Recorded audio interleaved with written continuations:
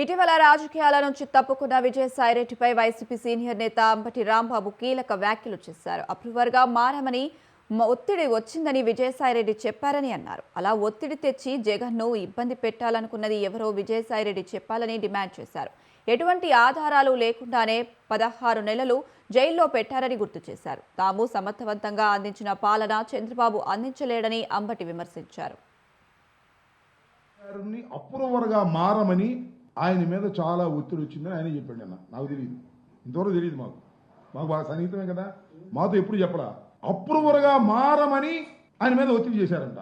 నిజం కేసులో నిజం ఉంటే అప్రూవర్గా మారమని ఒత్తిడి చేసిన అవసరం ఉంది అంటే ఆయన మీద ఒత్తిడి చేసి ఆయన మీద దొంగ సాక్ష్యం చెప్పించుకుని జగన్మోహన్ రెడ్డి గారి మీద కక్ష తీర్చుకోవాలనుకుంటున్నారన్నమాట. ఎవరి వాళ్ళు? విజయసాయి రెడ్డి గారు చెప్పాలి. అప్రూవర్గా మారమని నా మీద ఒత్తిడి వచ్చినా నేను అప్రూవర్గా మారలేదు, నిలబడ్డాను అని చెప్పాడు.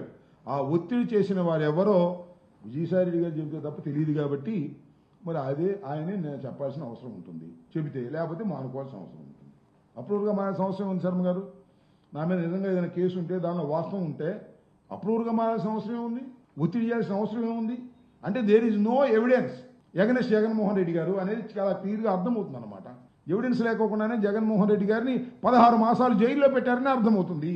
ఎవిడెన్స్ లేకోకుండానే జగన్మోహన్ రెడ్డి గారి మీద సాధించాలని రాజకీయ కక్షతో చేస్తున్నారని అర్థమవుతుంది.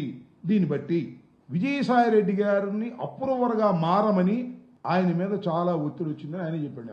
నాకు తెలియదు, ఇంతవరకు తెలియదు. మాకు బాగా సన్నిహితమే కదా, మాతో ఎప్పుడు చెప్పడా. అప్రూవర్గా మారమని